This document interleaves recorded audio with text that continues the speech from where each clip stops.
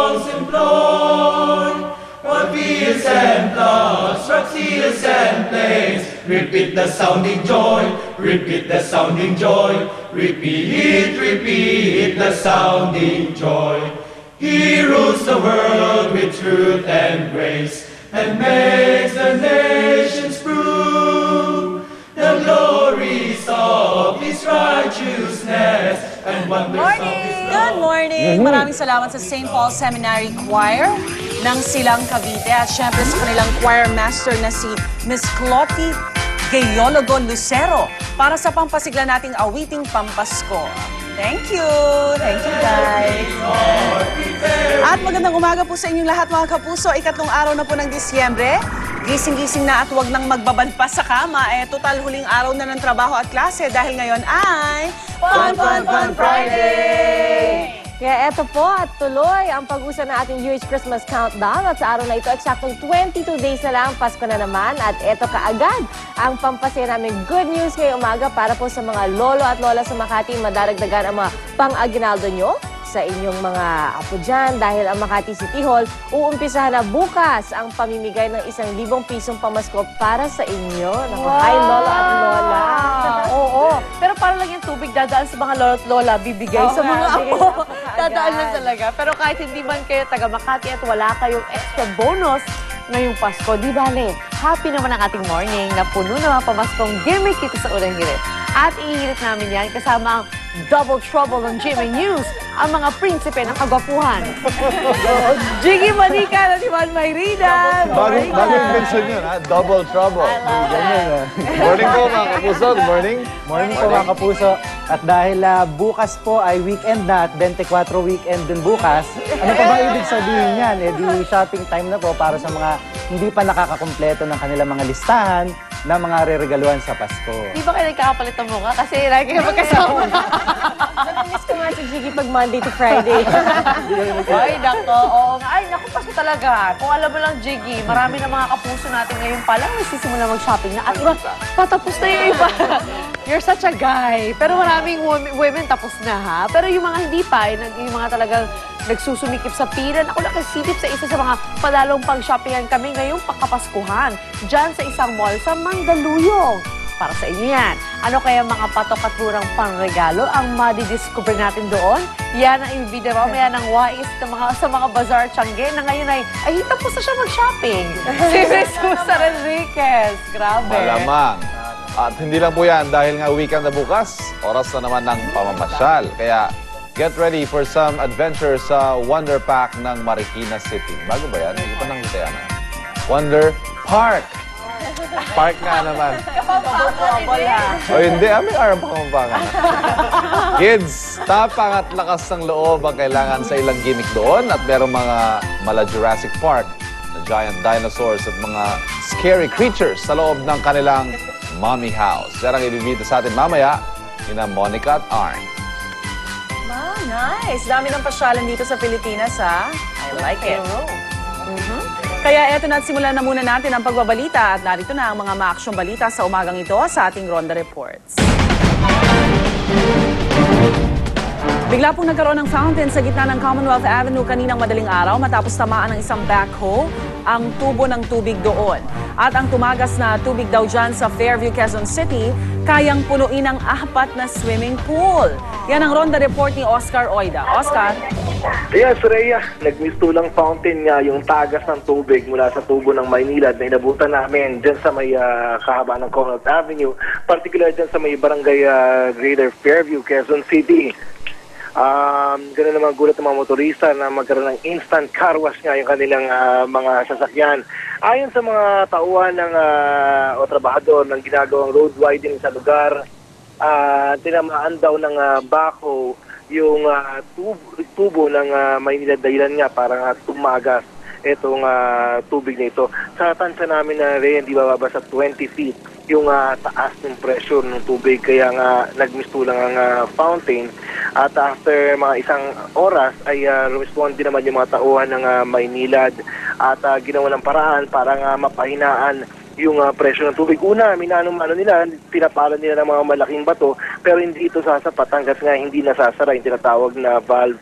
At kalaunan nga ay nagawa nila ng paraan para mapahina yung pressure. At sa mga sandaling ito, Rhea, ay wala naman na yung fountain na tagas ng tubig. Pero patuloy ang pagkukumpuni ng Maynilad para nga may saayos yung tubo. Rhea?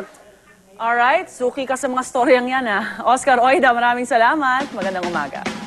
Narito naman ang iba pang malalaking balita sa umagang ito sa ating top hirit.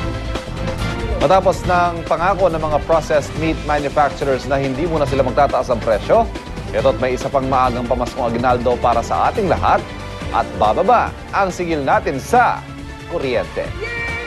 Yan po ay matapos dosa ng Energy Regulatory Commission ng NAPOCOR na ibaba na ang kanilang generation charge. Resulta po niyan, mas mababang sigil ang NAPOCOR sa mga electric distributor gaya ng Meralco, kaya naman mas bababa na ang ating mga electric bill. Ayon sa ERC, lumalakas na kasi ang halaga ng piso sa mga nagdaang buwan, kaya dapat lang magkaroon ng rebate o bawas singil.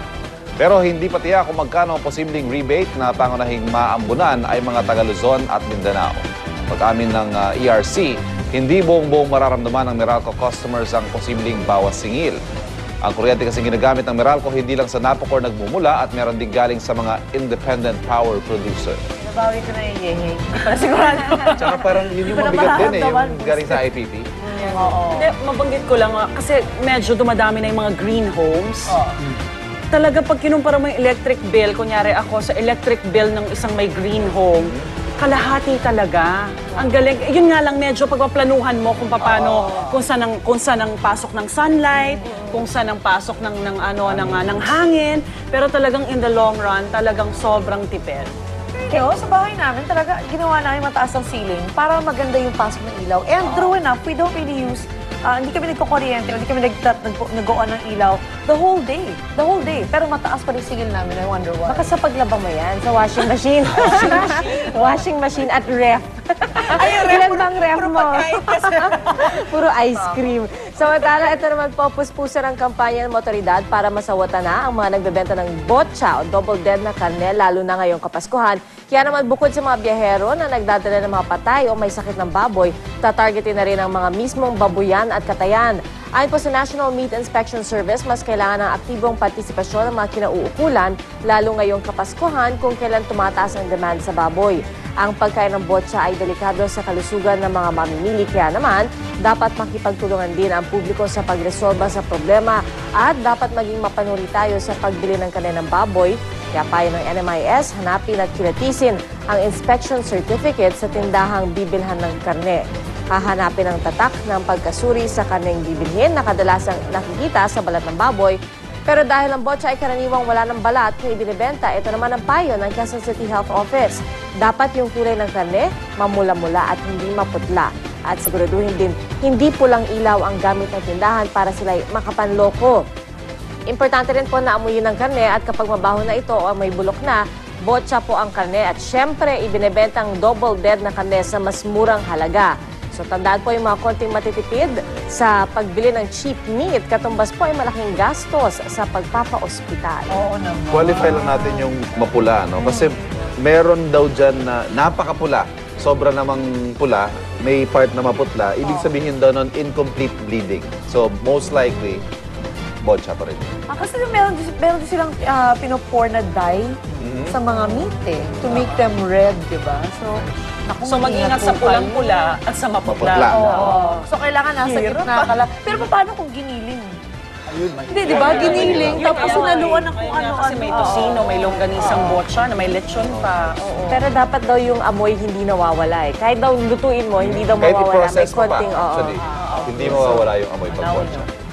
Samantala, nagkalat nga po talaga mga manloloko ngayong Kapaskuhan at ito pang dapat nating iwasan ang mga substandard na Christmas lights na posibleng pagmulan ng sunog. Sa Cabanatuan, Nueva Ecija, kahapon ni-raid ng mga otoridad sa panguna ng Department of Trade and Industry ang isang public market. Ilan kasing tindahan ang napag-alamang nagbebenta ng mga depektibong Christmas light doon. Ang resulta, 50,000 pisong halaga ng mga substandard na produkto ang nakumpiska. Karamihan sa mga ito walang brand name at wala ring nakitang Import Commodity Clearance o ICC mark. Napo na rin sa mga substandard Christmas light na malambot ang plug patunay na mahinang klase po ang mga ito. Ang ilan namang tindahan, sinitat tinanggal ang mga karatulang no return, no exchange at no testing. Bagay na ipinagbabawal sa ilalim ng batas. Totoo lang, magtipid kayo sa Christmas tree, sa Christmas balls, sa Christmas ribbons, wag lang sa Christmas lights, di ba? At mahiwagang palaisipan pa rin kung sino nga ba ang susunod na mga kalaban ni 8th Division World Boxing Champion at Sarangani Representative Manny Pacquiao. Pero kahit hindi pa tsak ang kanyang mga kalaban, may petsa na po ito. April 16, 2011. Fill in the blank, sa ulat ng GMAnews.tv mismong si Top Rank Chairman Bob Arum ang nag-anunsyo ng balita sa panayam sa kanya sa Las Vegas Review-Journal. Pero wala pa naman daw pinal na pangalang hawak si Arum na siya makakalaban ni Pacquiao. Sa susunod na linggo, bibisita sa Pilipinas ang Top Rank boss para konsultahin ukol dito ang ating pambansang kamao at para maki-birthday na rin kay Pacman. Sakto para sa kaarawan ni Manny sa December 17. Eto at may maagang birthday gift para sa kanya mula sa Amerika.